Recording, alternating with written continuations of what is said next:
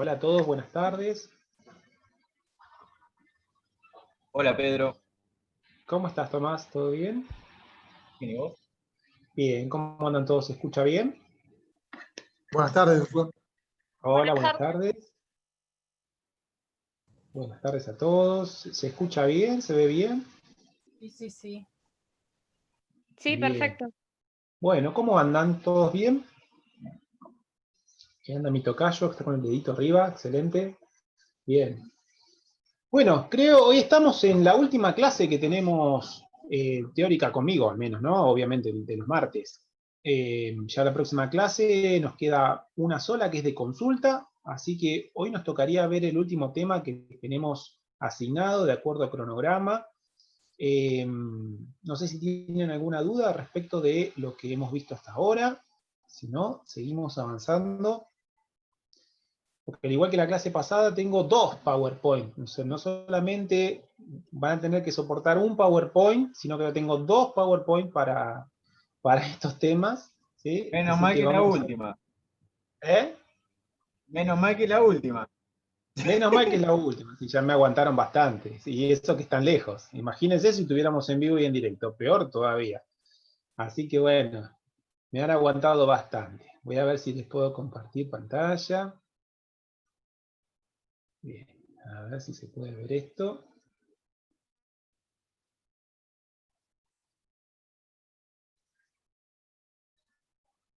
Bien, creo que ahí estamos compartiendo. Me dicen si lo ven todos.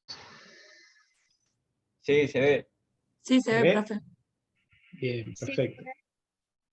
Bueno, esperamos un minutito más por si alguien más quiere ingresar. No perderse el último show. ¿Cómo vienen? ¿Vienen estudiando algo o no? ¿O están dejando todo para el último momento, como siempre? Como todos hacíamos antes. Y ahora voy a arrancar con el trabajito práctico ese. Me parece que me voy a enloquecer. Ya hubo varios que entregaron, me parece, el trabajo práctico. Así que algunos están un poquito más adelantados. Bien. Bueno, vamos viendo entonces. Hoy nos toca ver el tema de la administración judicial de la sucesión. Si no se escucha bien me dicen porque están justo cortando el pasto acá al lado, así que capaz que hay algún ruido medio raro. Y así que Se si escucha se escucha perfecto, medio profe. feo, avísenme, porfa. Y vemos cómo podemos corregir. Esto se está grabando, creo que estoy cumpliendo bien con las grabaciones. Si hay alguna que me falta, me avisan, pero me parece que vengo llevándolo prolijito y con los PowerPoint también. Ya les digo, si falta alguno, me avisan, me lo dejan acá en mensajes en el chat, o si tienen alguna pregunta o algo. Si no, como les dije, por si alguno se tiene que ir en el medio, la clase que viene, el martes que viene, es una clase de consulta. No tenemos tema asignado, así que van a ser de las dudas que tengan ustedes en relación a todo lo que hayan podido ir estudiando. Bien. A ver, tenemos algo en el chat. Si no arrancamos. Bien, perfecto. Gracias, Verónica, me alegra que sean útiles los PowerPoint, buenísimo. Así que bueno, vamos a seguir utilizando. A mí me parece que es práctico como para seguir el hilo de la clase, sobre todo de que les resulte útil a ustedes, de que no estemos ni ustedes ni yo perdiendo tiempo y yéndonos de temas que no son los que tenemos que ir avanzando, porque si no, se van a quedar sin por lo menos tener alguna referencia sobre los temas que tenemos asignado para este día. Así que me parece que por lo menos nos sirven como una guía para ir avanzando. Bien, en el tema nos toca, vuelvo al título, administración judicial de la sucesión, ¿sí? Es lo que vamos a arrancar a ver esto y después nos toca ver un tema ligado al tema de inventario y avalúo. En el tema de la administración judicial de la sucesión, ustedes ya han visto, han empezado a trabajar, ¿sí? Y han analizado con otros profesores esta, digamos, suerte de línea temporal que han evaluado y han analizado a lo largo de toda la cursada, ¿sí? En lo que tiene que ver con esta serie de situaciones que se ocurren desde la muerte del causante y hasta la partición. Este es el periodo, ¿sí? Que nosotros estudiamos en materia sucesoria y es el periodo en el cual nosotros podemos llegar a encontrarnos, ¿sí? Con una serie de herederos, es decir, puede ser que exista más de un heredero, que no haya un heredero único, con lo cual ahí nos enfrentamos con todo el tema de qué pasa en todo este tiempo, ¿sí? Que va desde la muerte del causante hasta la partición, con esa casita, esas monedas de oro, ¿sí? Ese dinero que tenemos dentro de ese acervo sucesorio. Ustedes ya saben, esto que les marco acá en verde, que entonces desde la muerte del causante y hasta la partición se produce lo que se conoce como una indivisión hereditaria. ¿Por qué? Porque justamente al momento de la muerte del causante opera la transmisión sucesoria, con lo cual esa casa, esas monedas de oro, ese patrimonio, pasa directamente, aun si ellos no conocen la muerte del causante, pasa, ¿sí?, a titularidad de ellos, de los herederos. Y esto, ¿sí?, conforma una masa hereditaria que está indivisa, porque en realidad la casa y las monedas es de todos, pero todavía no tiene una parte determinada en específico para cada uno de ellos, ¿sí? No tenemos un valor o una porción en específico, en concreto, de esos bienes. Eso recién se va a materializar con la partición. Entonces, durante este periodo de indivisión hereditaria que ustedes ya estudiaron, vieron que se puede generar muchos conflictos, sobre todo si tenemos varios herederos y tienen tal vez posturas, pretensiones diferentes unos de otros. Durante este periodo justamente de tiempo, por eso me interesaba la línea como para a ustedes ubicarlos, es que ocurre, ¿sí?, y es necesaria la administración de esos bienes, ¿sí?, la administración de la sucesión. ¿Por qué? Porque este periodo de tiempo puede ser corto o puede ser un periodo de tiempo muy largo. Entonces, durante este periodo de tiempo, entre la muerte del causante y la partición, tenemos que ver cómo se gestionan esa casa, esas monedas, ¿sí?, ese dinero, esos bienes. Esto es justamente entonces donde nosotros vamos a estudiar hoy. Nosotros vamos a estudiar la administración de los bienes de la sucesión. ¿Pero de qué manera? ¿Una administración extrajudicial? No. Esto ustedes ya lo han estudiado, la administración extrajudicial, ¿sí?, de estos bienes. ¿Qué es lo que ocurre en este intervalo de tiempo cuando tenemos más de un heredero y tenemos que saber y poder resolver los conflictos que se generen en cuanto a la gestión de todo este patrimonio hasta llegar a la partición, ¿sí? Esa administración extrajudicial entiendo que ustedes ya la han estudiado, y justamente la administración extrajudicial ocurre cuando ¿qué? Cuando no tenemos un administrador judicial, que es lo que nos interesa ver hoy. Entonces, hoy nos va a interesar analizar esta situación, ¿sí? Analizar qué es lo que pasa en este intervalo de tiempo entre la muerte del causante y la partición, cómo se administran los bienes y cómo lo administra quién. Un administrador judicial, una persona que es designada, está designada en el marco del proceso sucesorio, ¿sí?, porque el proceso sucesorio lo tenemos dentro justamente de este periodo de indivisión hereditaria, dentro, ¿sí?, justamente de esta situación en la cual tenemos que lograr y determinar cómo se administra. Van a ver que ustedes que podemos designar un administrador antes incluso de que se abra el proceso judicial sucesorio, o un administrador que se designe una vez ya abierto el proceso judicial sucesorio, ¿sí? Pero lo cierto entonces es que durante este periodo, para que ustedes se ubiquen en tiempo y espacio, donde estamos analizando esta administración y por quién, ¿sí? La administración que nosotros vamos a abocarnos hoy es una administración judicial.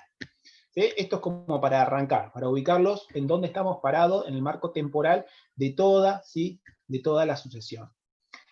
Bien, hasta acá vamos, ¿sí? Más o menos estamos ubicados. Cuando hablamos de indivisión hereditaria, ustedes ya alguna idea de esto han tenido, ¿sí? Han analizado con otros profesores estas cuestiones.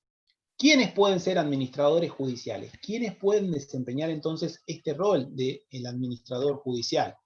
De acuerdo al 2345, pueden ser tanto personas físicas, personas humanas, como personas jurídicas que estén autorizadas por ley, ¿sí?, o por los estatutos correspondientes para administrar bienes ajenos. Con lo cual entonces puede ser una persona individual, una persona física, o incluso puede ser entonces una persona jurídica la que ejerza este rol de administrador judicial. Dentro de esta situación de la administración judicial, ¿sí?, durante este periodo temporal que yo les dije, nos vamos a enfocar en tres grandes grupos de análisis en cuanto a lo que contiene esta administración judicial. Por un lado vamos a ver cómo se designa al administrador judicial. Por otro lado vamos a ver los derechos y los deberes que tiene ese administrador judicial. Y después vamos a ver las funciones que tiene que ejercer, ¿sí?, en el marco de este periodo temporal que yo les dije, y en función de justamente lo que tiene que llevar adelante. ¿Para qué? Para lograr ver qué pasa con la casa, con las monedas, con los bienes, con el dinero, ¿sí?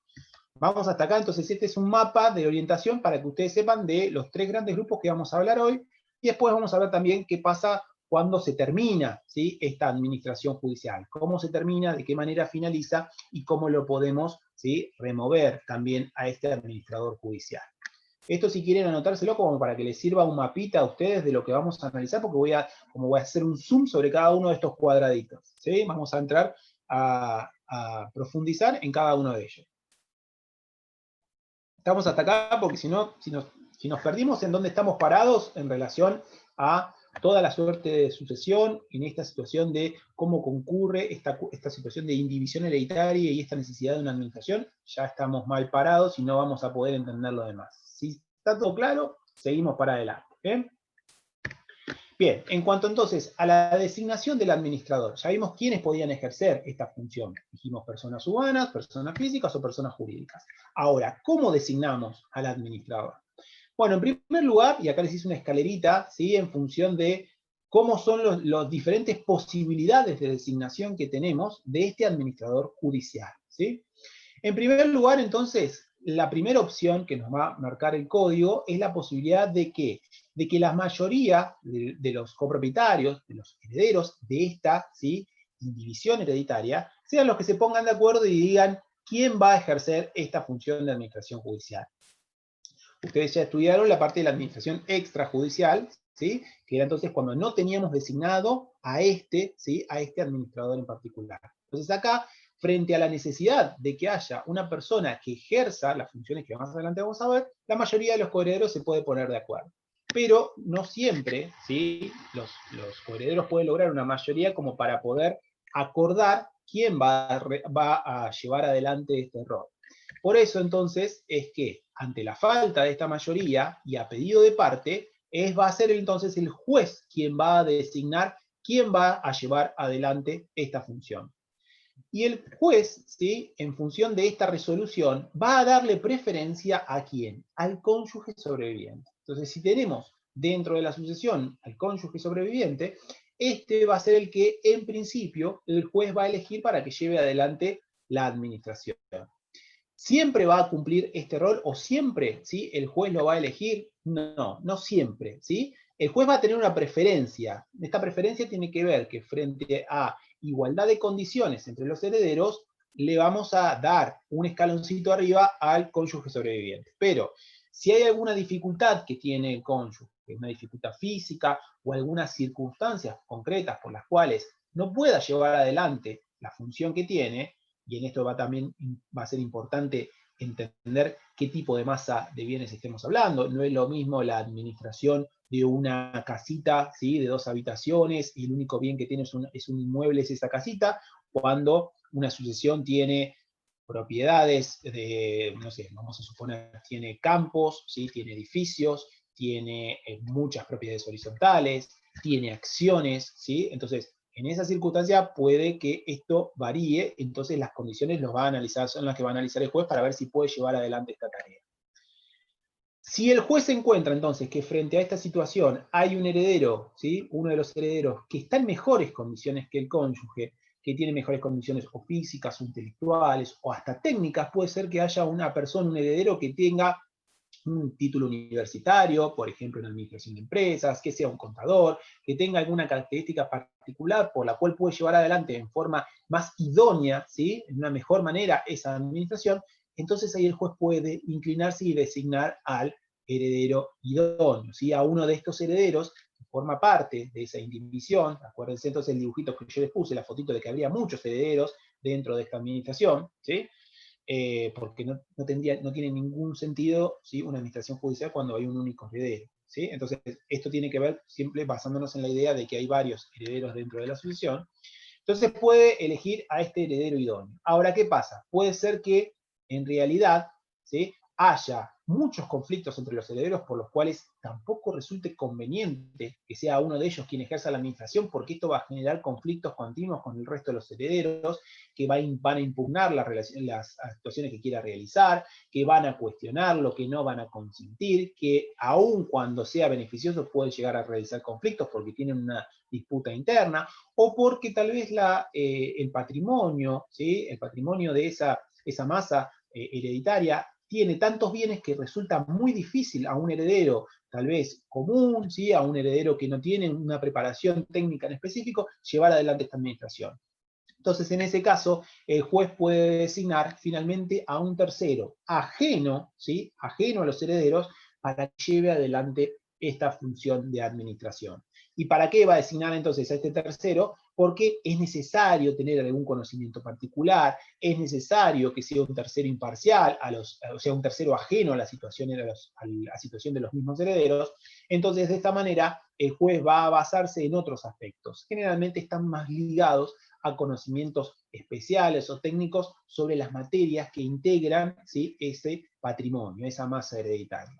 Puede ser que sean muchos bienes o de muy difícil administración, con lo cual tal vez para un heredero que no esté lo suficientemente preparado, podría serle demasiado complejo, ¿sí? Entonces, estas son las diferentes alternativas que tienen, o que tiene en su caso el juez. Primero lo tienen los propios herederos para ponerse de acuerdo, si por mayoría lo eligen, lo pueden designar ellos a quien quieran, y si no, el juez tendrá que resolver sobre estos parámetros, ¿sí? Estos parámetros, ¿de dónde los saqué? Estos parámetros no los inventé, ¿sí? Estos parámetros están en el artículo 2346. Y acá se los traigo, y como ya hablé bastante, y para que después no me critiquen, se lo voy a decir, les voy a pedir a alguno de ustedes que lea, ¿sí? Artículo 2346, a ver si algo de lo que dije quedó claro, ¿sí? El cuadrito, esa escalerita que yo les traje, es para que justamente les quede un poquito más claro este artículo, que tal vez si lo leen de una les pueda resultar más difícil de entender, ¿sí? A ver, ¿qué les parece? ¿Alguno que lo lea?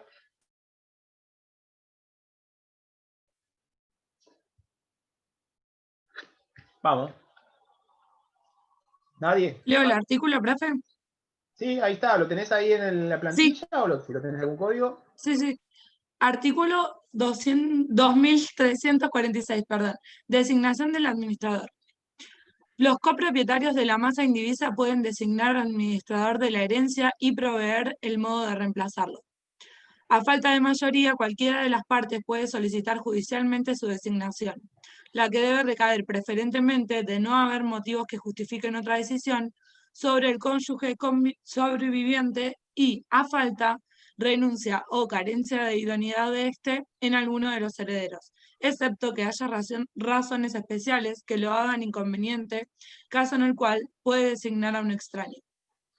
Bien, entonces, si ustedes entendieron la escalerita que yo les marqué recién, que después la van a poder de vuelta analizar junto con el artículo, vamos a ver entonces, dice, los copropietarios de la masa los pueden designar, ¿sí? Y designar también quién designan y cómo lo podemos reemplazar. A falta de mayoría, con lo cual eso nos indica que lo designan por mayoría, cualquiera puede pedirle al juez que lo resuelva, ¿sí? Cualquiera puede solicitar judicialmente la designación. La que debe recaer preferentemente, ¿en quién? En el cónyuge, ¿sí? Ahí tenemos la preferencia sobre el cónyuge. Y a falta, renuncia o carencia de idoneidad de este, ¿a quién? A algún heredero, ¿sí? Entonces, nos basamos en el heredero idóneo, salvo, bueno, que el cónyuge obviamente no quiera aceptar, ¿sí? Nadie lo va a obligar a aceptar ese cargo si no quiere hacerlo. Excepto, entonces, que haya razones especiales que lo hagan inconveniente la designación de quién, del heredero idóneo, caso en el cual puede designar a un extraño. El último peldaño de la escalerita que les había dicho, un tercero extraño, cuando hay una necesidad particular, ¿sí? Por el cual los herederos no pueden cumplir esa función. Con lo cual el juez, si quiere llegar hasta el último escalón, va a tener que justificar por qué no designa ni al cónyuge ni a alguno de los herederos para poder llegar, ¿sí? A la designación de un tercero. ¿Cómo designábamos entonces al administrador? El 2347, dentro de esta designación, también nos da la posibilidad de que sea el mismo causante quien designe a uno o varios administradores. ¿Cómo lo realiza? A través del testamento, ¿sí? Entonces, el propio causante podrá llevar o podrá prever esta situación, esta necesidad de la administración judicial, y ya designar a quien quiere que ejerza esa administración. Entonces, ¿cómo lo va a designar? Expresamente en el testamento, o puede decir que en realidad no designa como administrador judicial expresamente, sino que dice que designa como liquidador de la sucesión, albacea, ejecutor testamentario o algo parecido que nos dé lugar, ¿sí? A una idea de que esta persona ejerce este rol, ¿sí? De administración. Este artículo puntualmente ha sido criticado, y tal vez de acuerdo al material bibliográfico del que lo estudien van a ver la crítica que se le realiza justamente a este artículo, Porque en realidad, sobre lo que se basa esta crítica, es que en realidad quien puede ejercer la administración, ¿sí?, de esta masa hereditaria son los mismos herederos, ¿sí? Los herederos son los titulares y administradores naturales de la herencia. El causante ya no está en esta situación, ¿sí? Ya no está en la gestión de este patrimonio una vez que ocurrió la muerte de esa persona, aunque haya previsto esta posibilidad y señalado un administrador. Con lo cual, la crítica que se hace es que este supuesto podría aplicarse únicamente, ¿sí?, cuando no haya herederos o estén de acuerdo estos herederos con el administrador judicial que haya propuesto y designado el testador, ¿sí?, de acuerdo a la aplicación del artículo 25-29, que refiere a las funciones que tiene el albacea, ¿sí?, en cuanto a la administración de bienes para el caso en que no haya herederos. Más allá de la crítica, ustedes tienen que saber que existe esta posibilidad. Dependiendo del caso concreto, ¿sí?, entonces ustedes analizarán esto y verán cómo puede afectar o no esa administración y el giro entonces que tengan estos bienes durante este periodo que habíamos analizado de tiempo al principio. El 2347 entonces nos habla justamente de esto, nos dice: el testador puede designar uno o varios administradores y establecer el modo de su reemplazo. Se considera nombrado administrador a quien el testador haya señalado expresamente como tal, o lo haya designado como liquidador de la sucesión, albacea, ejecutor testamentario, o de otra manera similar. La terminología que puede utilizar el testador en esto puede variar. Lo importante, ¿sí?, como habíamos analizado cuando vimos algo de sucesión testamentaria, tiene que ver con la intención que tiene entonces el causante. Si lo que quiere realmente es que esta persona ejerza la administración, se entendería o podría entenderse, ¿sí?, que lo designa de esta manera o a esta función. El segundo aspecto que les dije al principio de este mapa que íbamos a analizar en cuanto a la administración judicial tiene que ver con los derechos y los deberes, ¿sí?, inherentes a esta función del administrador judicial. Y dentro, ¿sí?, de este cuadrito vamos a hacer otra subdivisión y vamos a analizar qué pasa con el reembolso, ¿sí?, de gastos que tenga este administrador, qué pasa con la remuneración, si tiene o no tiene una remuneración por esta función que está ejerciendo, y qué garantías tiene que prestar respecto a esta función, ¿sí?, respecto a este rol que desempeña el administrador judicial. ¿Sí? Entonces vamos a ver estas tres cuestiones. Dentro del reembolso, ¿qué es lo que puede requerir este administrador judicial? Que le reembolsen, que le reintegren los gastos necesarios y útiles realizados en el cumplimiento de la función, ¿sí? ¿Por qué tiene la posibilidad de solicitar que le reintegren los gastos que haya tenido que hacer para llevar adelante su función? Porque el administrador judicial no es más que un gestor de bienes ajenos, ¿sí?, por lo que no está obligado en forma personal a mantenerlos y conservarlos, aun cuando esta función la ejerza uno de los herederos, ¿sí? Pero estos gastos necesarios y estos gastos útiles, ¿para qué? Para que se conserve el patrimonio, son a cargo de todos, ¿sí? Son a cargo de esta indivisión hereditaria todavía, son a cargo de la masa, ¿sí?, de bienes, y por lo tanto no tiene por qué cubrirlos desde su propio bolsillo. Por eso puede solicitar el reembolso de lo que haya gastado para llevar adelante esta función, ¿sí?, para llevar adelante esta administración. Pero a su vez, ¿sí?, puede solicitar una remuneración, es decir, puede establecerse esta remuneración por los trabajos realizados, ya sea que haya sido designado un heredero o sea un tercero extraño quien ejerce esta administración judicial. ¿Y quién determina cuánto se le va a pagar a este administrador judicial? Bueno, acá también puede variar, ¿sí? Puede haber diferentes supuestos con los cuales determinemos cuánto se le va a pagar a este administrador por la función que tiene que llevar adelante. Puede ser fijada por el testador, es decir, acuérdense, entonces dijimos la posibilidad de que sea el mismo testador quien establece al administrador. Entonces puede también incluso establecer cuánto es lo que se le va a pagar, ¿sí?, en el ejercicio de esa administración. O puede ser acordada por los copropietarios, por los coherederos de la herencia, así como pudieron acordar, ¿sí?, quién van a designar como administrador, pueden acordar también cuánto y cómo le van a pagar. Y si no se ponen de acuerdo, entonces finalmente es el juez el que tendrá que resolver cuál es la remuneración que tiene este administrador por el ejercicio, por el desempeño de su función, ¿sí? Vamos hasta acá entonces. ¿Qué garantías va a tener que ofrecer, va a tener que dar este administrador por las tareas que realiza? En principio y como regla, no está obligado a dar garantías por su función, ¿sí? La regla general entonces es que no está obligado a dar garantías por su función. Pero hay excepciones a esta regla, y estas excepciones van a estar dadas cuando lo exija el mismo testador, ¿sí? El mismo testador en su testamento determina, ¿sí?, qué garantías va a tener que prestar en relación a las funciones que tiene que cumplir, o lo exija la mayoría, que lo designó, ¿sí? O el mismo juez sea el que ordene, a pedido de algún interesado, ¿sí? Si se acredita la necesidad de justificar, ¿sí? Si se acredita la necesidad de acreditar, si justamente de determinar las garantías suficientes por la función que va a cumplir, a los fines de ¿qué? De asegurarse, ¿sí? De que esta administración que lleva adelante, la lleve adelante en forma correcta, cumpliendo con ciertas pautas, ¿sí? Con ciertas características que son propias de cada caso particular. Y finalmente, dentro de los 3 grandes grupos que dijimos que íbamos a analizar, nos toca ver las funciones. ¿Qué función tiene el administrador? El administrador judicial. Y acá se dividen varias funciones, ¿sí? Que ahí los tenemos en los cuadritos verdes. No sé si ustedes también quieren utilizar, entonces, les mentí un poquito porque dije que eran 3, pero se ramificaban bastante, ¿sí? Dentro de cada uno de estos 3 grandes grupos.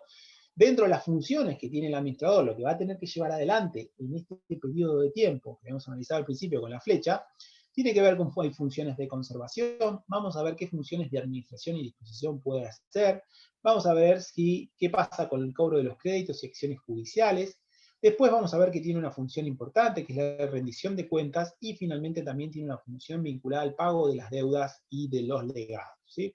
Les dejo un segundito esto, si ustedes quieren anotarse como para seguir lo que nos queda del PowerPoint, vamos a ir ampliando cada una de estas funciones y les voy a referir dónde está regulado normativamente cada una de estas funciones que tiene el administrador judicial, ¿sí? Entonces, esta persona, que ya vimos cómo se designa, ya vimos que tiene posibilidad de cobrar, que tiene posibilidad de reembolso respecto de aquello que haya gastado, ¿sí? En ese ejercicio de esta función, justamente en el ejercicio de todas estas funciones que vamos a analizar. Entonces ahora vamos a ver qué es lo que tiene que llevar adelante durante este periodo de tiempo. ¿Vamos hasta acá? ¿Estamos para seguir? ¿O ya se me durmieron? Les puse muchos cuadritos, les puse muchos colores, como para que no les resulte tan pesado, tantas letras. Es la última clase que vamos a tener, así que vamos, espero que estén despiertos. ¿Seguimos? ¿Estamos bien? ¿Siguen dormidos? Sí. Bueno, Sí, profe. voy a considerar el silencio como que sí, que están para seguir. El silencio es no. El silencio es no, pero me lo decís desde las sombras, el silencio no. No te estoy viendo, el silencio es no. No sé si estás dormido, si estás despierto. Ahí está, El bien. silencio es no. Ahora sí me veo. Bien. Dentro de las funciones que tiene, ¿sí? Una de las principales funciones que tiene es la de conservación. El artículo 2353 nos regula esta idea, nos dice que debe realizar los actos de conservación de los bienes y continuar con el giro normal de los negocios del causante. Es decir, el administrador como tal, entonces, va a tener una función principal de conservación. Pese a que la palabra en sí, cuando nosotros hablamos de un administrador judicial, parece que hablara de una idea de funciones un poco más amplias, que ahora vamos a ver hasta dónde se extienden esas funciones de administración propiamente dicha, de disposición. La principal función que va a tener este administrador judicial va a ser de conservación. Lo que nos interesa durante este periodo, ¿sí? Es justamente que esa masa patrimonial llegue lo mejor posible ¿a qué momento? Al momento de la partición, ¿sí? Al momento en el cual se va a distribuir efectivamente a cada uno de los herederos la porción de los bienes que le corresponden. ¿Y qué ejemplo encontramos de esto? ¿Qué tipo de actividad podría realizar de conservación, ¿sí? O de continuación del giro normal del negocio sin cambiar sustancialmente el capital, sin cambiar sustancialmente a esas propiedades? Reparación de inmuebles alquilados, ¿sí? Es decir, los inmuebles hay que conservarlos, hay que mantenerlos para que sigan produciendo las rentas, ¿sí? Con lo cual, la reparación es claramente un acto de conservación. Pagar impuestos, sueldos y expensas, ¿sí? Mantener, ¿sí? Entonces también tiene que ver con mantener inmuebles, mantener muebles registrables, pagar expensas de las propiedades horizontales, comprar y vender mercaderías que hagan el giro comercial, entregar mercaderías que ya hayan sido vendidas por el causante, comprometidas en venta, entre otras, ¿sí? Tiene que ver entonces con estos actos de conservación y de mantener vigente el giro comercial, mantener vigente el negocio que forma parte de ese patrimonio. ¿Qué actos o ejemplos de actos no podría realizar este administrador judicial? Asumir gastos extraordinarios por fuera del giro entonces normal u ordinario de ese negocio, pagar deudas del causante, vamos a ver si al final con qué pasa con el tema de los legados y demás, pero pagar las deudas del causante no podría individualmente él solo realizarlo, contraer obligaciones a nombre de la sucesión, reconocer deudas de la sucesión. ¿Sí? Fíjense claramente, entonces se está excediendo, se está pasando de rosca respecto de la posibilidad de una conservación. ¿Sí? Entonces, estos actos claramente, o ejemplos de actos que no podría realizar por sí solo en el ejercicio de esa administración, ¿sí?, judicial. Por otro lado, tenemos los actos de administración y disposición propiamente dichos, en el artículo también 2353. Partiendo de una idea, de una regla general que ustedes ya seguramente han estudiado, durante el periodo de indivisión hereditaria. ¿Cuál es la regla general durante este periodo? La inenajenabilidad. Es decir, durante este periodo no vamos a tratar de lograr o tratar de vender bienes durante el periodo de indivisión hereditaria. ¿Sí? ¿Por qué? Porque los bienes nos interesan que salgan, que se distribuyan. ¿En qué momento? En el momento de la partición. ¿Sí? Después podremos adelantar etapas, podremos lograr que la partición, ¿sí?, sea mucho más rápida, eso sí. Ahora, durante este periodo en el cual puede haber muchos herederos que no estén de acuerdo, ¿sí?, puede haber muchos conflictos que se puedan suscitar entre los herederos, la regla general durante este periodo es de administración, ¿sí?, no de enajenación. Con lo cual, ¿sí?, por sí solo, el administrador, este administrador judicial, solamente va a poder enajenar bienes que tengan alguna característica especial que podría generar mayor perjuicio si no los vende de que si los vende. ¿Sí? En el caso, por ejemplo, de aquellos que puedan perecer, depreciarse rápidamente, de la conservación sumamente onerosa, que en realidad si los mantenemos me está liquidando, me está sacando patrimonio de esa sucesión más que mantenerlo, conservarlo o incrementarlo. ¿Sí? Que es lo que buscamos durante la administración. Con el acuerdo unánime de los herederos o con autorización judicial, depende del caso, podría enajenar, ¿sí?, podría enajenar bienes, pero no puede hacerlo individualmente, salvo que sean estas situaciones particulares, que puedan perecer, depreciarse rápido o que sea muy caro mantenerlos. Si no, podría, con unanimidad o con autorización judicial, dependiendo del caso, podría enajenar, pero no puede hacerlo por sí solo este administrador. En cuanto al cobro de los créditos y acciones judiciales, el 2354 nos dice que previa autorización judicial o de los copartícipes, si son plenamente capaces y están presentes, el administrador debe cobrar los créditos del causante. ¿Sí? Es decir, por ejemplo, cobro de alquileres o créditos nacidos del giro del negocio que dejó el causante. Pero para esto necesita, ¿sí?, la autorización judicial. Acá es un juego de palabras interesante porque por un lado le marca la cancha, le marca una obligación al administrador, pero esa obligación no puede ejercerla si no es a través de una autorización. ¿De quién? Los copartícipes, si están todos de acuerdo, si son todos plenamente capaces, o en su caso del juez avalando, ¿sí?, esta función que está ejerciendo. El cobro entonces de los créditos del causante. Continuar también las acciones promovidas por este, ¿sí?, es otra función que tiene, seguir, mantener, ¿sí?, los procesos judiciales. Iniciar las que son necesarias para hacer efectivos derechos. Por ejemplo, desalojos, sacar algún intruso, ¿sí?, o demandas posesorias en relación a los bienes que integran justamente esta masa hereditaria. Presentarse en los procesos en los cuales el causante fue demandado. Por ejemplo, contestar demandas ejecutivas o ordinarias. Debe entonces ejercerlo, pero para esto necesita autorización, o de los copartícipes, ¿sí?, o de los coherederos, o del juez. En ningún caso puede realizar actos que importan disposición de derechos del causante. ¿Por qué? Porque estaría pasándose respecto de las funciones que tiene, ¿sí?, pasándose en cuanto a lo que está, en cuanto a las potestades que tiene. Y acá de vuelta les vuelvo a advertir, cuidado. Entonces, por un lado, la ley lo obliga, pero lo obliga bajo una condición específica para poder realizar este tipo de actos, ¿sí? No puede realizarlos legalmente sin la autorización correspondiente. Entonces, con la autorización, ¿sí?, con la autorización, entonces ahí puede ejercer, está facultado para por sí solo realizar estos actos, pero sin la autorización no podría, en principio, realizarlos. Y después tenemos la rendición de cuentas, ¿sí?, como otra de las funciones que tiene este administrador. La rendición de cuentas, en principio, es en forma trimestral y está obligado a rendir cuentas, ¿sí? No puede eximirse de esta rendición de cuentas. Esta rendición de cuentas permite el control de su actividad por parte de los herederos, para cómo está administrando, si lo está haciendo bien, de qué manera lo está haciendo, ¿sí?, si está generando, si está conservando bien o está realizando o generando algún perjuicio para la masa hereditaria. Y este plazo trimestral, ¿sí?, en el cual tiene que rendir cuentas, puede ser modificado por acuerdo de la mayoría de los copropietarios o por decisión judicial. ¿De qué va a depender esta modificación en el plazo? Y depende mucho de justamente esta masa hereditaria, depende mucho de qué tan compleja sea la administración y qué tan necesaria es una rendición de cuentas en un periodo mayor o un periodo menor, ¿sí? Esto va a variar, depende de las circunstancias del caso. Si no se dice nada, la rendición de cuentas del administrador judicial es trimestral. Y después, en relación al pago de las deudas y los legados, el 2356 nos habla fundamentalmente de la presentación de los acreedores. ¿Qué actitud tiene que entender o qué actitud tienen que desarrollar los acreedores para justamente cobrar las deudas, ¿sí? Que surgen, las deudas que tenía respecto del causante, ¿sí? Son deudas que tienen acreedores del causante, las deudas de la sucesión. Y este artículo nos marca que los acreedores hereditarios que no son titulares de garantías reales deben presentarse a la sucesión y denunciar sus créditos a fin de ser pagados. Es necesario entonces que los acreedores se presenten dentro de la sucesión y digan, a ver, yo tengo este crédito y quiero cobrar este crédito que tenía con el causante, ¿sí? Y que no me terminó de pagar. Entonces es necesario que se presenten dentro de la sucesión. ¿Cuándo? ¿Sí? Se tienen que presentar.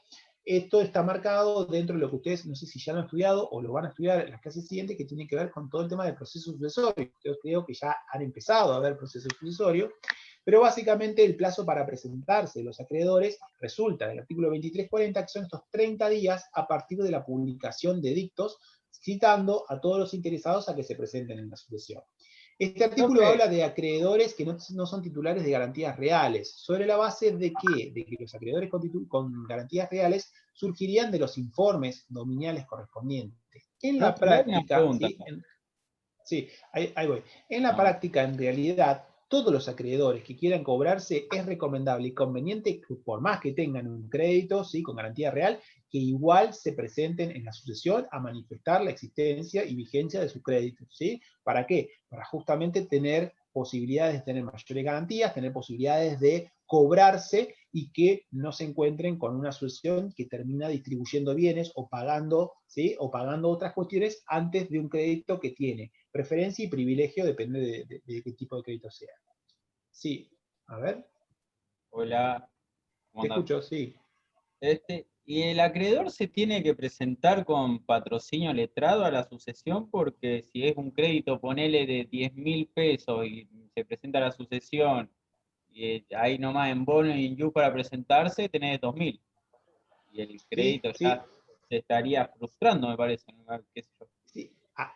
Ahí, o sea, ahí ya estás analizando el tema de los honorarios. Te encantan los honorarios. Es una materia que la has estudiado a full.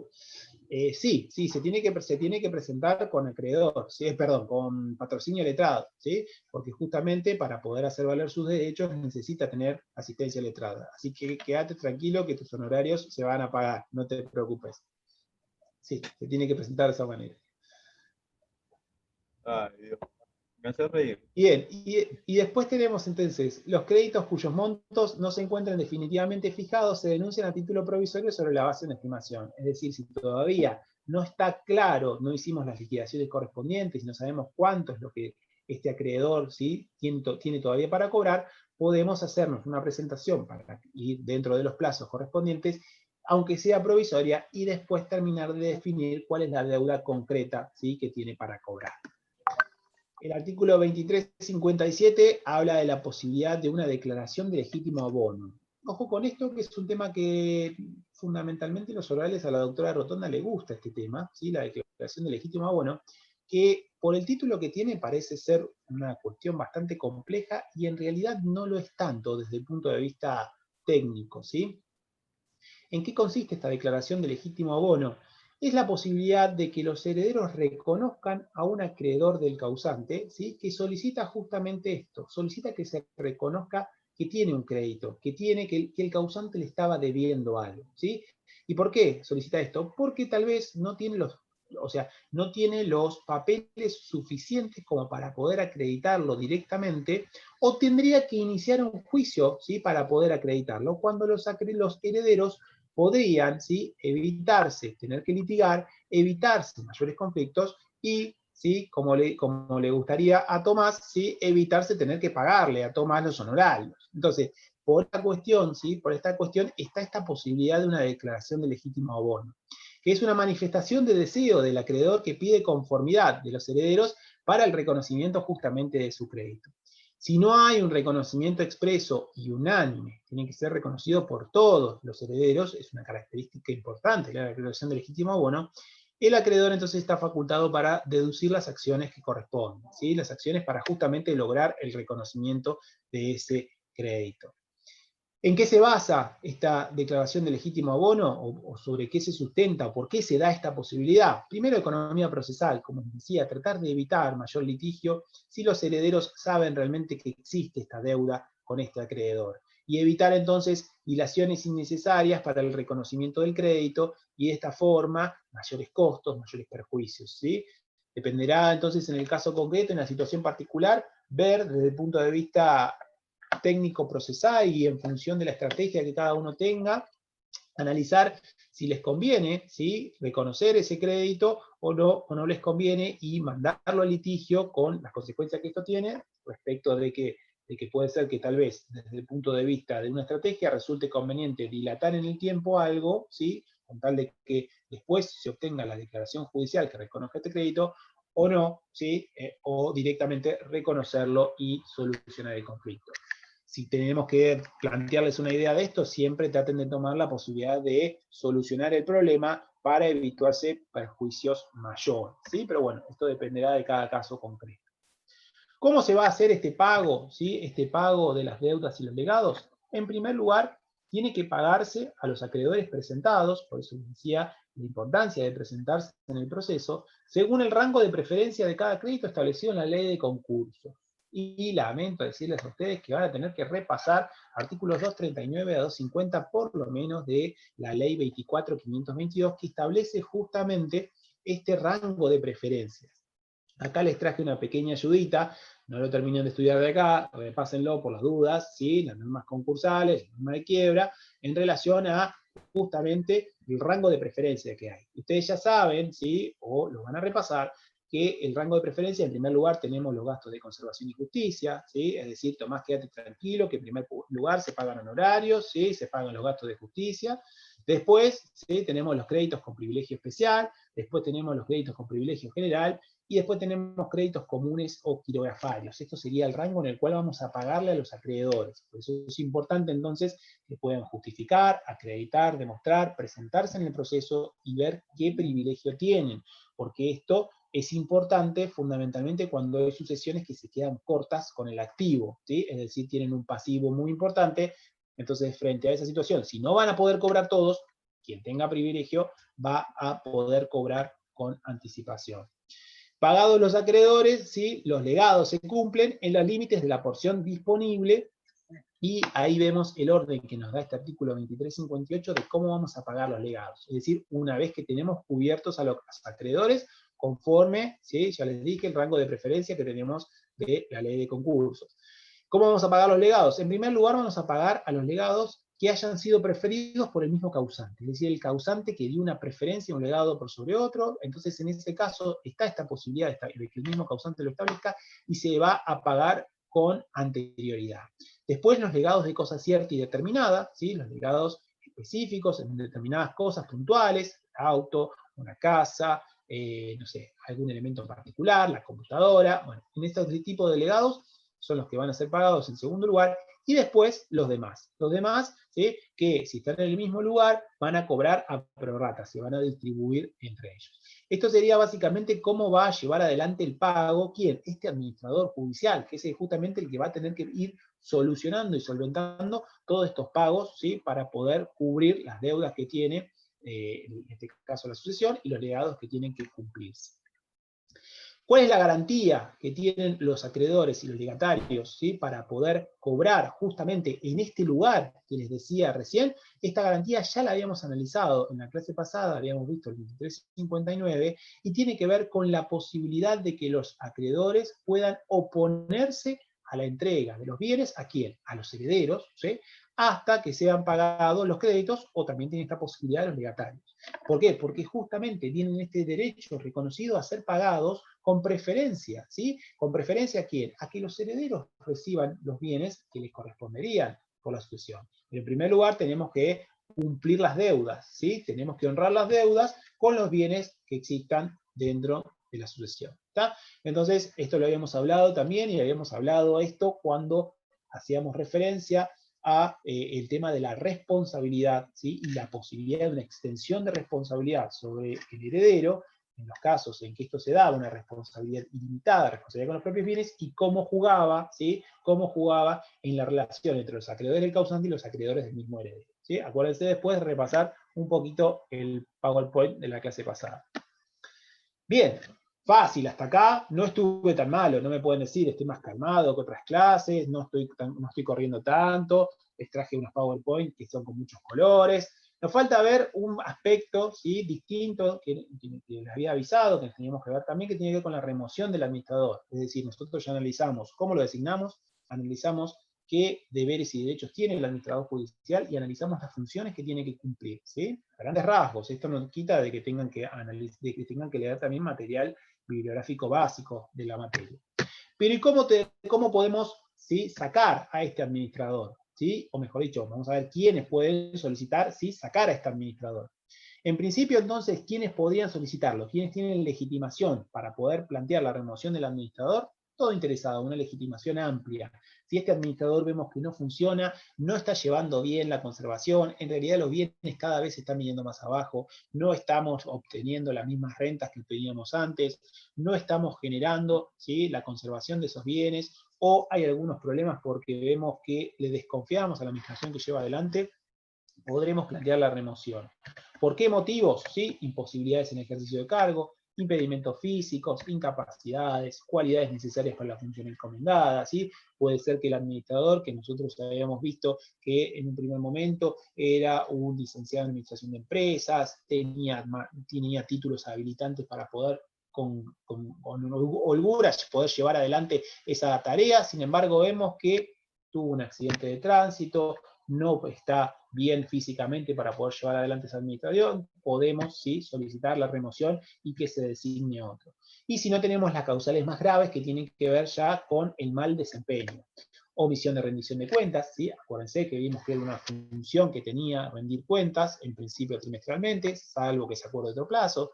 Motivos justificados por alguna causa grave, ¿sí? Que tiene que ver justamente con el desempeño de su función, o serio riesgo en el destino de los bienes. Realmente vemos que se nos están viniendo abajo las casas, se nos está viniendo abajo los departamentos, no está cumpliendo bien su función, podemos entonces plantearlo sobre la base de un mal desempeño, ¿sí? Siempre tendríamos que, para poder plantear la remoción, tenemos que decir por qué estamos solicitando la remoción de ese administrador. ¿Cómo va a tramitar, ¿sí? esta solicitud de remoción? Por el proceso más breve que prevea entonces la ley local, un proceso sumarísimo, ¿sí? En algunos casos también se puede plantear por vía incidental, dependiendo esto del análisis que dé el juez sobre la necesidad probatoria y la amplitud que tenga que efectuarse respecto de esta solicitud de remoción. Mientras tanto, ¿sí? Hasta tanto no sea designado, va a continuar en las funciones, ¿sí? El principio entonces es que el administrador va a poder ser removido por una resolución judicial que así lo establezca. En el interín, ¿sí? Si vemos que son demasiado graves o hay elementos de prueba bastante contundentes como para poder justificar, ¿sí? La necesidad de que este administrador deje cuanto antes de cumplir sus funciones, el juez puede disponer provisoriamente a otro administrador y apartarlo provisoriamente entonces del cargo. ¿Y cómo termina? ¿Sí? ¿Cómo termina esta historia? ¿Cómo termina la administración judicial? La administración judicial va a terminar con la partición, ¿sí? Como yo les decía al principio, cuando habíamos arrancado con la fecha, les dije entonces que esta administración judicial se puede extender desde la muerte del causante y va hasta la partición. Con la partición se da el cese de la indivisión hereditaria y consecuentemente el cese del administrador en sus funciones, ¿sí? Porque justamente, ¿qué es lo que logramos con la partición? Logramos que cada heredero quede, ¿sí? Con una parte de los bienes, ¿sí? En proporción a lo que le correspondía, pero materialmente consolidada. Materialmente alguien se va a quedar con la casa, alguien se va a quedar con el auto, alguien se va a quedar con el $1.000.000, alguien se queda con las monedas de oro, ¿sí? Entonces, ahí es donde logramos entonces la distribución efectiva respecto de los bienes que integran la masa hereditaria. Pero este cese del administrador en sus funciones lo vamos, ¿sí?, a concretar cuando realice la rendición de cuentas final.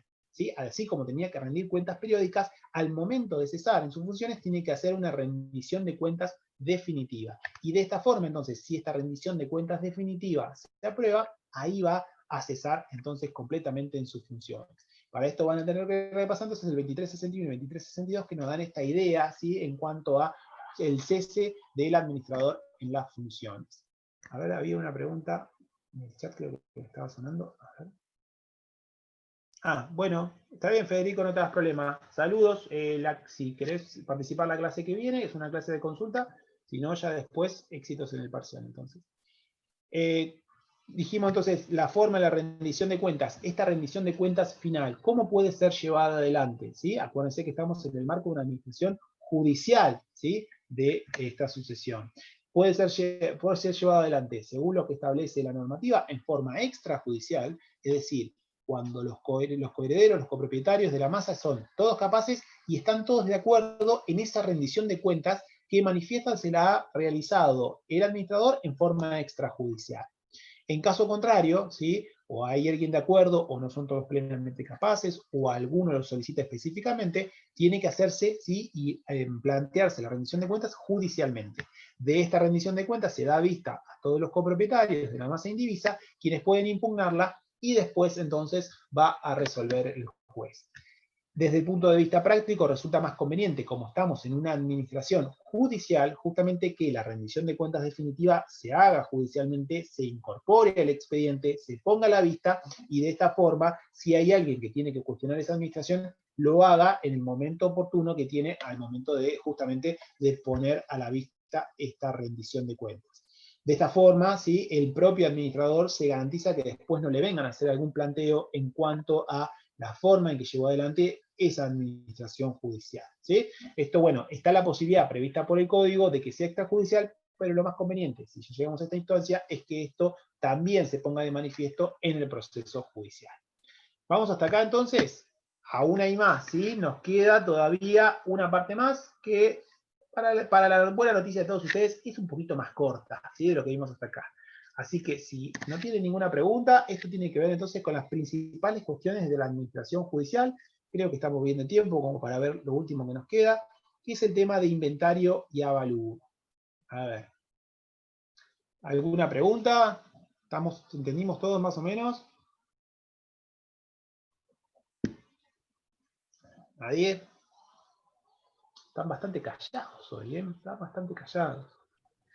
No sé si Sí, no, ya es lo me están último, escuchando. doctor. Si Ya no me están queremos saber más escuchando, nada. ¿eh? Ya no queremos Todo saber más perfecto, nada. profe. Bien, bien, bueno. Ya no quiere saber más nada. Tomás no quiere saber nada. Todavía no, Es lo último, es lo todavía, último. Es el ¿eh? último esfuerzo, es el último esfuerzo. El último esfuerzo, la última semanita. Ya está, es la última semana y encima es corta. No te puedes No, quejar. yo rindo con el pan dulce abajo del brazo. Imagínate. No termino todavía. Bueno, pero eso significa entonces que ya estás ahí, ya lo tenés al último tramo, ya estamos cerca, estamos arrancando diciembre, pisando diciembre, te falta un esfuercito nada más, así que estamos. Bien, vamos a ver el inventario de avalúo. ¿Por qué arranqué en relación a lo anterior? Porque me parecía importante que ustedes entiendan desde el punto de vista temporal, ¿sí?, cuándo se da esta situación, que ustedes ya saben, de la indivisión hereditaria y esta administración que puede darse desde la muerte del causante hasta la partición. El inventario y el avalúo, ¿sí?, es algo que integra, o unas etapas más que integran el proceso judicial sucesorio. Y mucho cuidado con esto, porque generalmente no por ustedes, sino por exámenes anteriores, confunden apertura de sucesión con la apertura formal, la apertura del proceso judicial sucesorio. Y son instancias y temporalidades muy diferentes, ¿sí? En todo ese tramo que yo les di al principio, desde la muerte del causante hasta la partición, ¿sí?, va a haber un momento en el medio en que se da la apertura del proceso judicial sucesorio. ¿Por qué? Porque para llegar a la partición necesariamente tenemos que transitar el proceso judicial sucesorio. Con lo cual, entonces, no confundan esas dos cuestiones. La apertura de la sucesión, ¿sí?, desde el punto de vista sustancial, se da con la muerte del causante. La apertura del proceso judicial sucesorio puede darse mucho tiempo después, ¿sí? Puede darse mucho tiempo después. Con lo cual, entonces, es importante que ustedes no confundan esto. El inventario y avalúo es una etapa dentro del proceso judicial sucesorio, es decir, dentro del proceso que se da una vez, ¿sí?, que el juez habilita y aprueba y da la posibilidad de la apertura judicial de la sucesión. ¿Para lograr qué? Para lograr la declaratoria de herederos o para lograr la aprobación del testamento, ¿sí? Y con lograr después con esto justamente saber qué bienes integran, ¿sí?, esa masa hereditaria, qué bienes justamente integran, cuánto valen, ¿sí?, esos bienes de esa masa hereditaria. Es lo que vamos a descubrir hoy, para lograr, en definitiva, llegar a la partición. La partición es, una vez que sabemos qué integra, una vez que sabemos cuánto valen, cómo lo distribuimos entre los herederos, ¿sí? Pero entonces es para que ustedes no confundan, ¿sí? No confundan las cuestiones y los marcos temporales donde están parados, porque si ustedes se confunden en eso, ¿sí?, desgraciadamente ahí no van a tener vuelta atrás porque es una cuestión central, ¿sí?, de todo lo que tiene que ver con la materia de sucesiones. Por eso arranqué por lo que me parecía más complejo. Esto tal vez es un poquito más sencillo si ustedes tienen estas nociones más claras del proceso sucesorio. ¿Qué es el inventario? Entonces, de acuerdo a lo que les dije hasta ahora, el inventario no es ni más ni menos que la descripción concreta, exacta, de todos los bienes que componen la herencia, ¿sí? La descripción tanto del activo como del pasivo. Es el que forma parte, que integra esta herencia. El detalle, ¿sí?, del cuerpo de bienes y derechos que constituyen la universalidad que el causante transmite a sus herederos. En palabras técnicas, se lo puse ahí, ¿sí?, como para que ustedes tengan un vocabulario bien técnico de lo que conforma o a qué se refiere este inventario. El cuerpo, sí, el detalle del cuerpo de bienes y derechos que constituyen la universalidad que el causante transmite a sus herederos. Si dan esta definición en el momento del examen, ya están con un piecito adelante, ¿sí? Pero básicamente el inventario, para que ustedes lo puedan entender, ¿qué es esto? Es la descripción de todos los bienes, ¿sí?, de todos los bienes y de todas las deudas que integran justamente esa masa hereditaria. En el Código Civil y Comercial, ¿sí?, no tenemos una disposición alguna específica que refiera al contenido del inventario. ¿Por qué? Porque esto se determina de acuerdo a los códigos de procedimiento, a los códigos de procedimientos, en este caso de la provincia de Buenos Aires, subsistiendo en la regulación por parte de la ley, en la regulación de fondos del Código Civil y Comercial, el plazo, ¿sí?, y la citación de los interesados necesarios para llevar adelante este inventario. Con lo cual, la normativa que vamos a analizar del Código de Fondo van a tener que complementarla con otra normativa que son estos artículos 751 al 760 del Código Procesal Civil y Comercial. Cuando ustedes vean en la filmina, yo les ponga CPCC, es Código Procesal Civil y Comercial de la provincia de Buenos Aires, ¿sí?, el cual van a tener que tener mucho cuidado porque el Código Procesal, ¿sí?, como ustedes ya saben, es un código que es anterior a la reforma al Código Civil y Comercial. Con lo cual, tienen que leerlo, ¿sí?, teniendo en cuenta que hay muchas referencias o remisiones al código de fondo que han quedado desactualizadas, ¿sí?, y tienen que complementarlas, ¿sí?, analizándolos desde el punto de vista de la normativa de fondo que tenemos hoy vigente.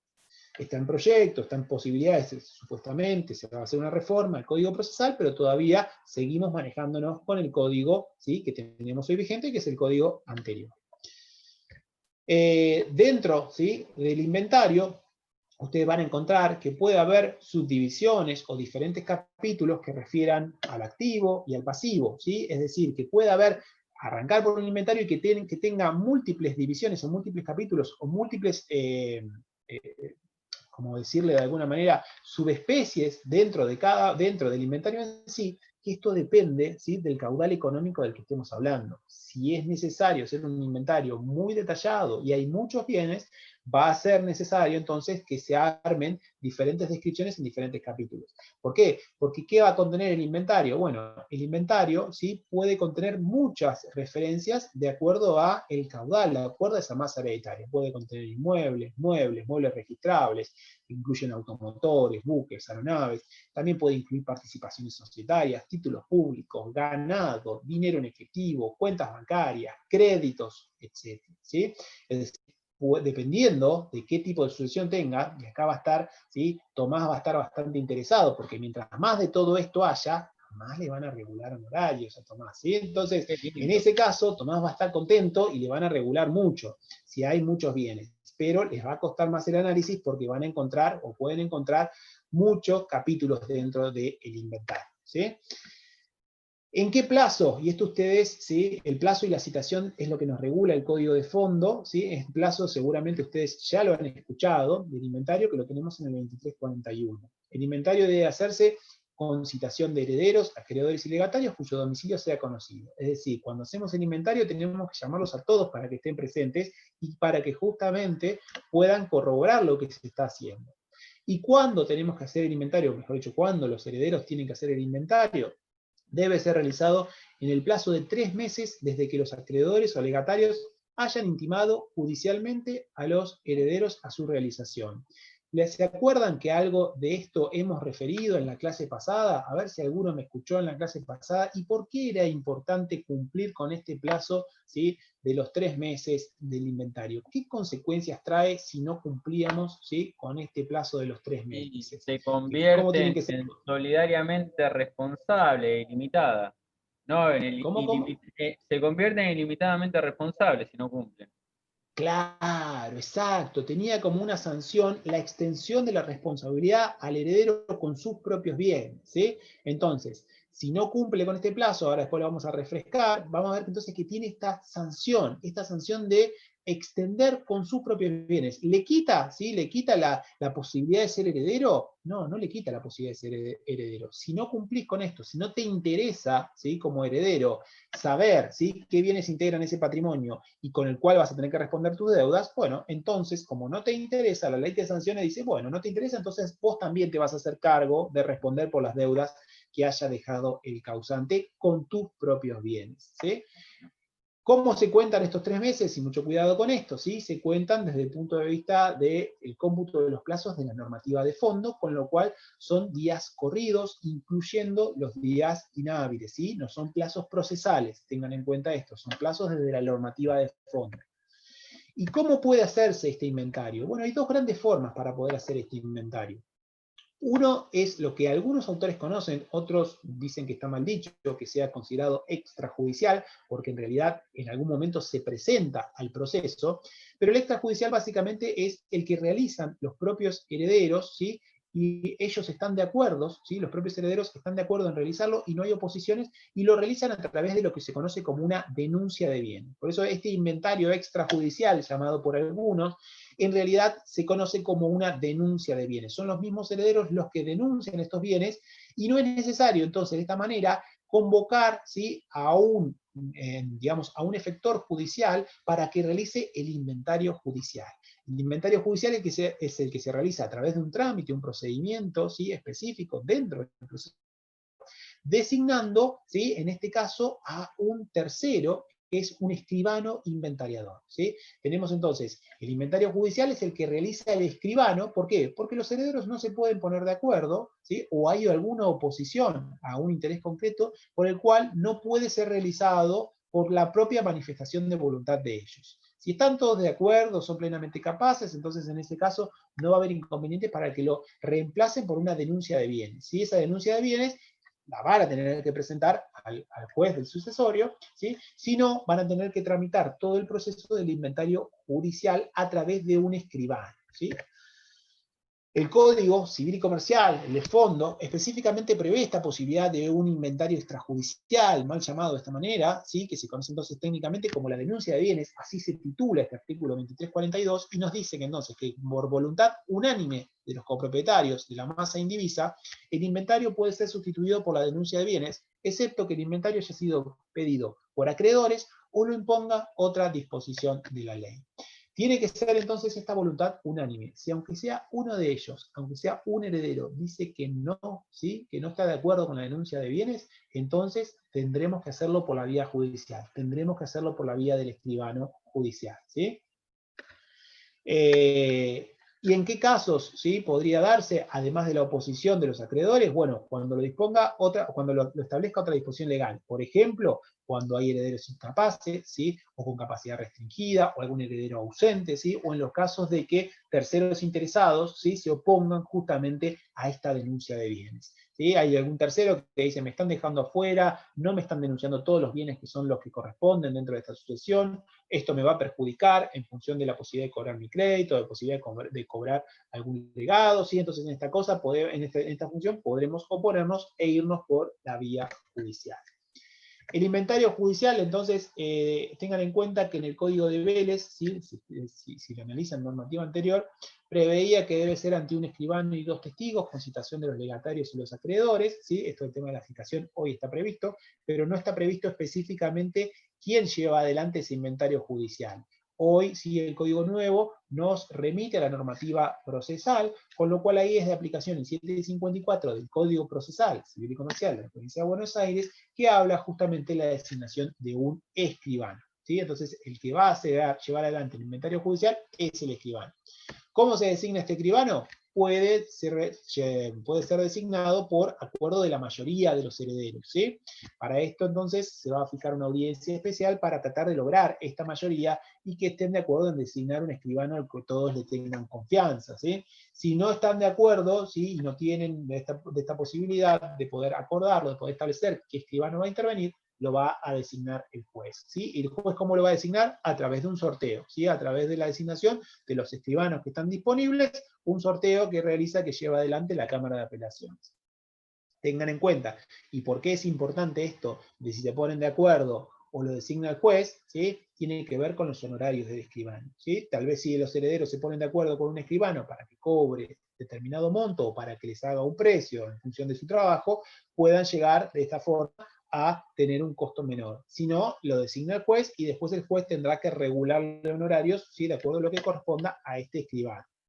Entonces, en este caso, el inventariador se desempeña como un auxiliar de la jurisdicción, correspondiendo al juez la fijación de la retribución, teniendo en cuenta el valor de los bienes inventariados, ¿sí? Entonces, mientras más grande sea la sucesión, mientras más grande sea ese patrimonio, más honorarios le van a regular al escribano, ¿sí? Esto genera entonces un costo extra que tiene que cubrirse con, ¿sí? La masa hereditaria.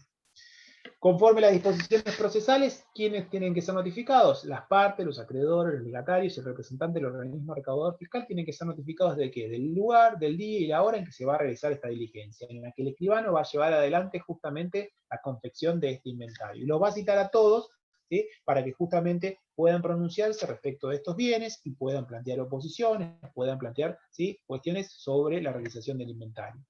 Lo que exige la norma es tan solo que sean anoticiados de la realización del inventario. Es decir, todos tienen que estar notificados, realmente notificados, ¿sí? Respecto del día, el lugar y la hora. Ahora, que estos, todos los que están notificados no concurran al momento en que se realiza el inventario, no es obstáculo, ¿sí? Para que se lleve adelante la diligencia. Si están bien notificados, ¿sí? Si están bien notificados y concurre la mitad de los que están citados, el escribano lleva adelante el inventario igual. ¿Sí? Lo importante es que estén anoticiados. Ahora, si no quieren ir, bueno, ese será problema de ellos después, que no podrán plantear cuestiones en relación a las tareas que se llevaron adelante en ese momento. El acta de inventario que va a contener la especificación de los bienes y también va a identificar la persona que efectúa la denuncia de estos bienes. Debe dejarse constancia, observaciones o impugnaciones que se haya realizado respecto de esta denuncia de bienes.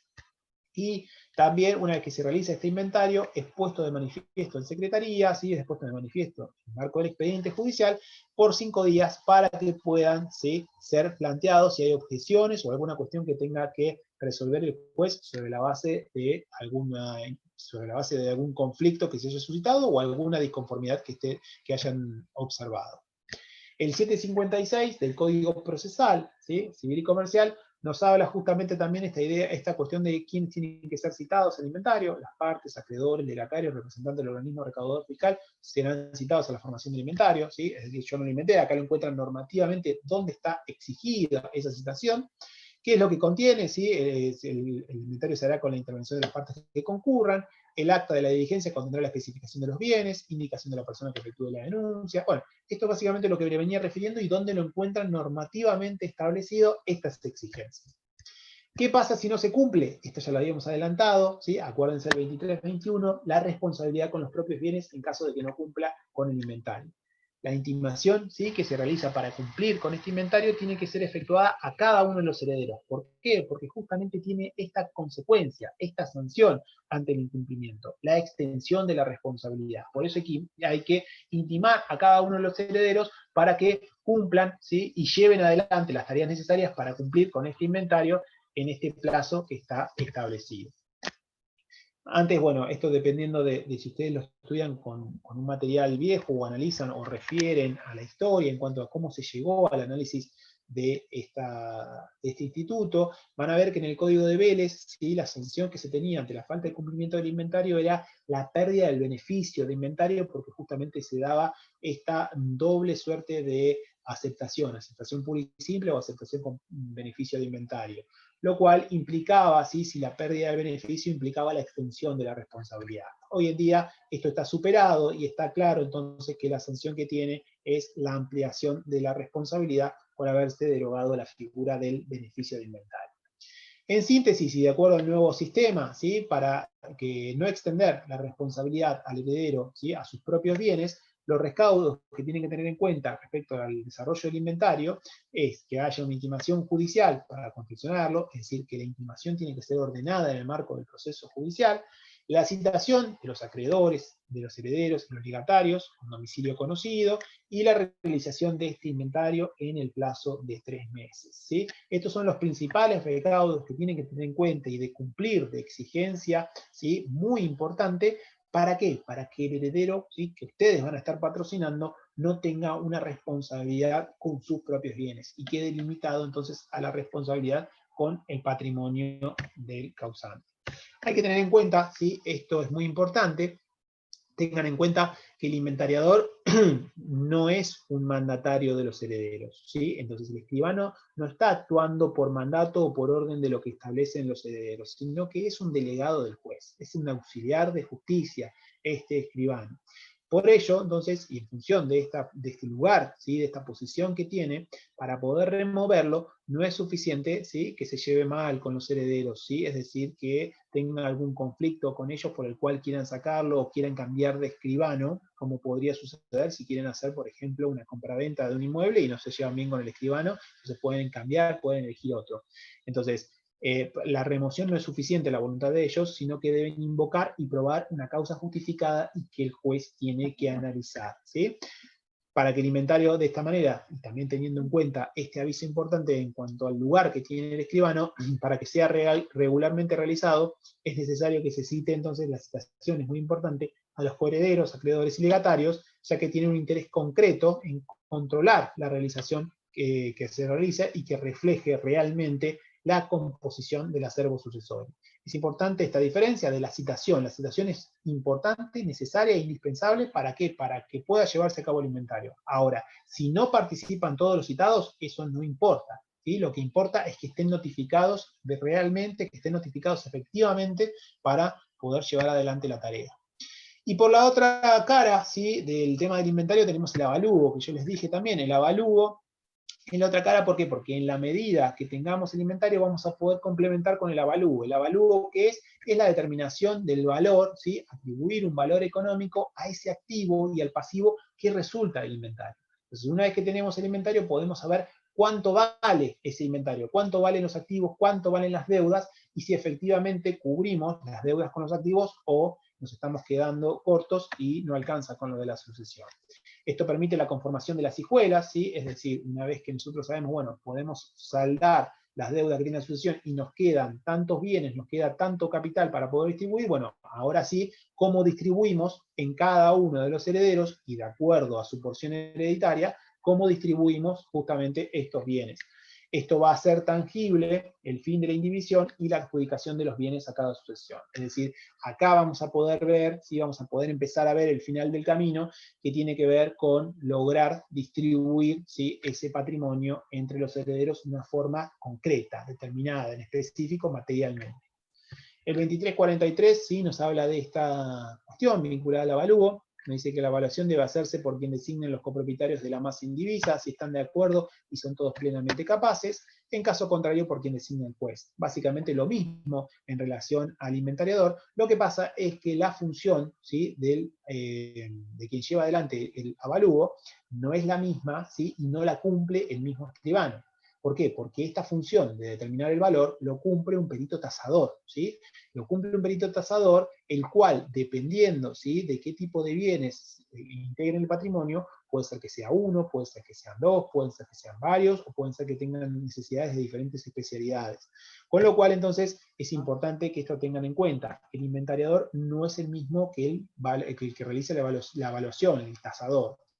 El valor de los bienes se debe fijar a la época más próxima posible al acto de la partición, lo más cercano posible a cuando vamos a distribuirlo en específico. En la práctica procesal, de acuerdo al 758, si hubiera conformidad de partes, entonces se podrá tomar para los inmuebles la evaluación fiscal y para los títulos y acciones la cotización de la bolsa de comercio o mercado de valores al día del fallecimiento del causante. ¿Qué significa esto? Significa que si tenemos inmuebles y estamos todos de acuerdo, entonces podremos tomar para los inmuebles el valor fiscal, ¿sí?, sin necesidad de una evaluación en específico por parte de un perito tasador. Esto teniendo en cuenta que siempre las valoraciones fiscales están desactualizadas respecto al valor del mercado, ¿sí? Con lo cual, esto podría resultar más beneficioso para los herederos a los fines de poder después computar honorarios y después computar también pago, ¿sí?, de tasas y pago de aportes. Esto va a analizarse dependiendo de cada situación. Y la otra parte del artículo nos dice que si se tratara de bienes de la casa de habitación del causante, la evaluación por peritos podrá ser sustituida por declaración jurada de los interesados. Es decir, que respecto de los muebles, en realidad, en lugar de hacer esta evaluación, si estamos todos de acuerdo, podremos reemplazarla por una declaración de valor que realizan los mismos herederos, ¿sí?, en relación a estos bienes muebles. Puede darse en la medida que no haya conformidad. En caso de conflicto, se impone el inventario notarial y la tasación por el perito respectivo. Si estamos todos de acuerdo, podemos reemplazar por esto y de esta manera economizar un poco la sucesión y de esta forma optimizar, ¿sí?, optimizar recursos. Si no, van a tener que pagarle al escribano, van a tener que pagarle a los tasadores, ¿sí?, e incrementar el patrimonio sucesorio y tener que después también pagar a todos los que hayan intervenido de acuerdo a ese valor. ¿Se pueden hacer impugnaciones del avalúo? Sí, se puede hacer impugnaciones del avalúo y se pueden hacer impugnaciones del inventario. ¿Quiénes pueden realizarlo? Los copropietarios de la masa indivisa, ¿sí?, los acreedores y los legatarios pueden impugnar total o parcialmente el inventario y el avalúo, o en su caso, que haya habido una denuncia de bienes. Si se demuestra que no es conforme al valor de los bienes, se ordena la retasa total o parcial de estos. Si no están de acuerdo, entonces se demuestra entonces que esa impugnación prospera, porque evidentemente han querido poner un valor que no correspondía, ¿sí?, ha habido una mala realización de alguna de estas etapas procesales, retasamos, reevaluamos, ¿sí?, o realizamos un nuevo inventario, ¿sí?, una nueva designación, y obviamente esto tiene que ver con las pruebas que puedan aportar, y de esta manera, entonces el juez va a resolver, y con lo cual también esto genera otros costos, ¿sí? Bueno, a ver si estaba sonando el chat. Llegamos al final del camino, ¿sí? Llegamos al final. A ver. Tengo una duda. ¿Qué pasa en caso de que el inventario sea parcial? Ahí lo leí en la filmina, gracias. Estamos conectados, perfecto, que estaba pensando justamente en las preguntas que podían tener, así que mejor que te lo respondí con el mismo PowerPoint. Bien, ¿hay alguna duda, pregunta, algo más? ¿Y las tasaciones con a qué tipo de cambio se hace? ¿Al dólar oficial o al dólar blue? Porque es un tema importante ese. Bueno, eso es un tema que incluso todavía no tiene una respuesta específica, ¿sí? No tiene una respuesta específica por la regulación de las obligaciones dinerarias que tenemos en nuestro sistema. Hay un fallo que salió hace muy poco, ¿sí?, en relación a, no me acuerdo si era cotización de un inmueble o una deuda que se había pactado en el dólar y tenía que establecerse el tipo de cotización.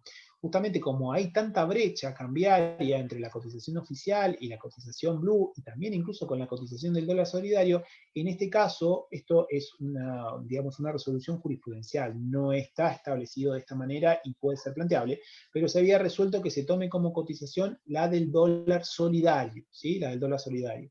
Pero incluso todos sabemos que esto es difícil porque el valor mercado, sobre todo de los inmuebles, no está fijado en dólar solidario, está fijado a precio dólar billete, con lo cual esto en realidad ahí sería una función del tasador tener que establecer una cotización, ¿sí? Una evaluación en pesos al momento en que se efectúa esa tasación. Esto no quita de que después pueda llegar a ser actualizada si pasa mucho tiempo desde que se realice y se logra, ¿sí? Se tiene que lograr la partición. Esto hay que analizarlo en cada circunstancia. No están previstos, en nuestro sistema no está previsto normativamente dentro del Código Civil y Comercial los niveles de inflación y los niveles de pasaje cambiario que estamos teniendo, con lo cual esto es construcción jurisprudencial que van a tener que ir analizando dependiendo de las circunstancias del caso, ¿sí? Pero bueno, hay algunas corrientes que están inclinándose por esa idea de tomar el dólar solidario. Pero bueno, es una cuestión opinable e incluso puede ser resuelta en forma diferente, ¿sí? No hay una unanimidad sobre esto. A ver si hay algo más en el chat. Bien. Bien. Bueno, chicos, no sé si tienen alguna otra pregunta, ¿sí? Gracias a ustedes por el tiempo compartido. Lástima que, bueno, no nos pudimos ver personalmente. Pero bueno, espero que las clases los hayan ayudado en lo posible. Fue por lo menos mi intención, ayudarlos para que puedan trabajar lo mejor posible el material y sobre todo estudiar y que les resulte de utilidad. Voy a subirles estos PowerPoint. La clase del martes que viene va a ser una clase de consulta, con lo cual no tenemos tema asignado. Si tienen alguna duda, se conectan un ratito y tratamos de solucionarla. Si no, para los que no vean, que les vaya muy bien en el parcial, que puedan aprobar y que puedan lograr un merecido descanso, ¿sí? Así que bueno, nos vemos, nos estaremos viendo después. Si no tienen alguna otra pregunta, hasta el martes que viene, y si no, ya para después en el parcial. Muchas gracias a todos por la paciencia y por el aguante. Chao, nos vemos. Chao, profe. Gracias. Gracias, profe. Saludos. Gracias. Muchas gracias.